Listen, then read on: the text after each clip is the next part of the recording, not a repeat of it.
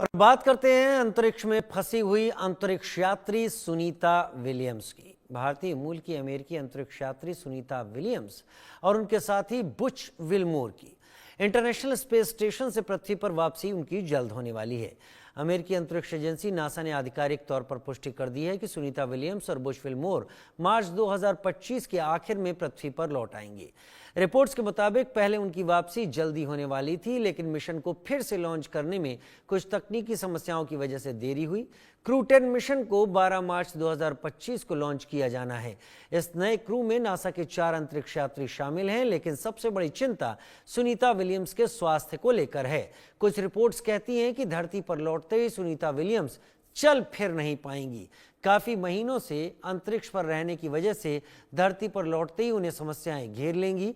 उन्हें गुरुत्वाकर्षण से जुड़ी बड़ी चुनौतियों का सामना करना पड़ेगा। स्पेस स्टेशन में लंबा समय बिताने वाले एस्ट्रोनॉट्स को कैंसर, हार्ट संबंधी बीमारियों का खतरा भी बन सकता है। इस खास पेशकश में सुनीता के स्वास्थ्य को लेकर मेहमानों के साथ चर्चा करेंगे, लेकिन पहले ये रिपोर्ट।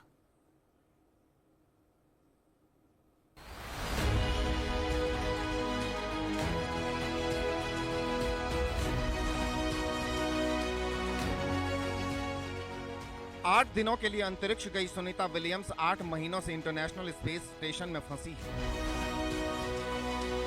उनके धंसे गाल, कमजोर शरीर देखकर डॉक्टर भी चिंता जाहिर कर चुके हैं, लेकिन अब उन्हें धरती पर लाने का फुल प्रूफ प्लान बन चुका है। उनके धरती पर आने की तारीख तय हो गई है और ये तारीख है 19 मार्च। अमेरिकी स्पेस एजेंसी नासा ने सुनीता विलियम्स और बुच विलमोर को धरती पर वापस लाने का ऐलान किया है। नासा इस मिशन को एलन मस्क की कंपनी स्पेस एक्स के साथ मिलकर पूरा करेगी। इसके लिए पुराना स्पेस एक्स ड्रैगन कैप्सूल का इस्तेमाल किया जाएगा। 12 मार्च को नासा स्पेस एक्स के ड्रैगन कैप्सूल से क्रू 10 को इंटरनेशनल स्पेस स्टेशन भेजेगा। इसमें astronaut Anne McClain, Nicole Ayers, Takuya Onishi और रोस्को स्मोस होंगे।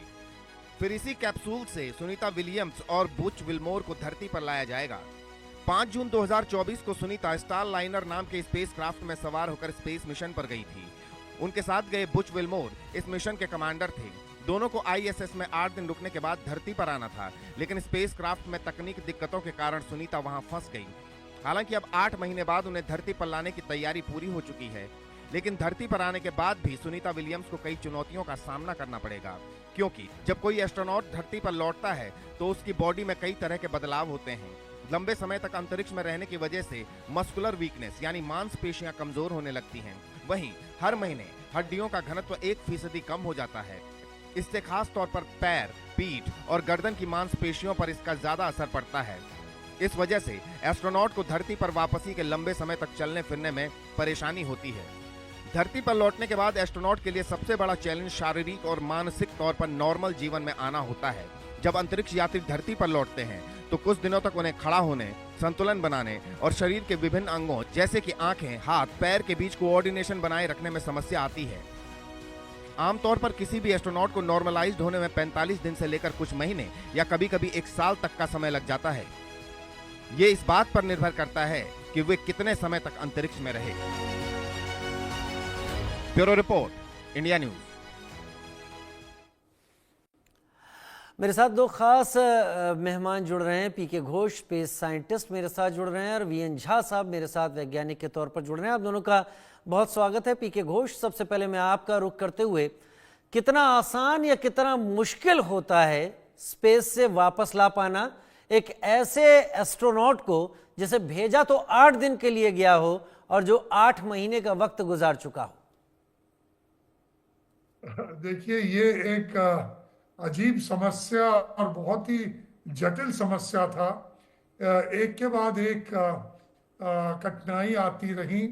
वो गए थे कुछ 9 दिन 10 दिनों के लिए और देखिए 8 महीने हो गए हैं और अभी तक वो कह रहे हैं जी हाँ, हम 12 मार्च को जो स्पेस ड्रैगन क्रू जो जाएगा, क्रू 10, उसके साथ हम वापस लेके आएंगे।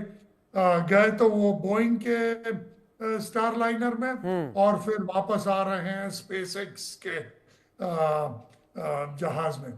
तो ये, लेकिन एक के बाद एक प्रॉब्लम आया। सबसे पहले मैं बताता हूं कि जब बोइंग का जो स्टारलाइनर था उसमें कई खामियां आई, उनको मालूम था कि ये प्रॉब्लम्स हैं, लेकिन उन्होंने नजरअंदाज किया।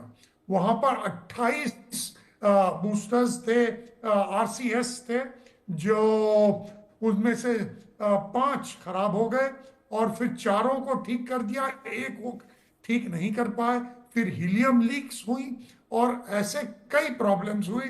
तो नासा और बोइंग के बीच में काफी झड़प हुआ। ये लोगों को मीडिया में नहीं मालूम है, लेकिन उनके बीच में काफी झड़प हुआ, काफी तू मैं वाली बात हो गई। लेकिन नासा ने कहा हम आपके स्पेस क्राफ्ट में बुच को और सुनीता को वापस नहीं लाएंगे। किस में लाएंगे? हम तो स्पेसएक्स के इसमें ही लाएंगे, क्योंकि वो सबसे सेफ है। फिर इसमें और कई प्रॉब्लम्स हैं, उनमें मैं नहीं, क्योंकि उनका एक कंपटीशन है, उनको कितना कितने पैसे मिल रहे थे, कितना उनका कॉन्ट्रैक्ट था, इस पे एक काफी।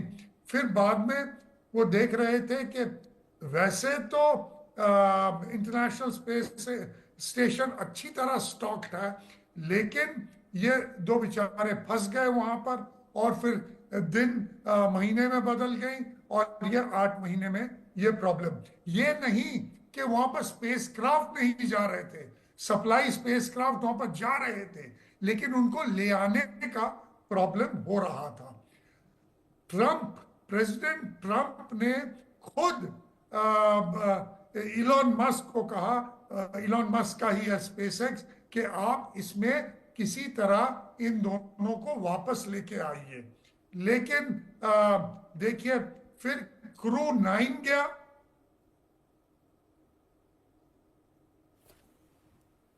से उनको वो वापस लाने की कोशिश कर रहे हैं। ये क्रू 10 जो जा रहा है, उसके अंदर एक रशियन एस्ट्रोनॉट भी है और एक जापानीज एस्ट्रोनॉट भी है। तो अभी हम सोचते हैं कि किसी तरह ये प्रॉब्लम्स कम हो जाएंगी और ये 2 बेचारे वापस चले आएंगे। ये 2 बेचारे वापस चले आएंगे। आपने बेचारा शब्द का इस्तेमाल किया और मैं इसको सही भी मानता हूं कि एस्ट्रोनॉट जो इन चीज़ों के ऊपर यकीन नहीं करते, आज सुनीता विलियम्स उस बेचारे की कंडीशन में आ गई हैं। खैर, ग्रुप वीएन झा साहब मेरे साथ इस वक्त जुड़े हुए हैं, ग्रुप कैप्टन।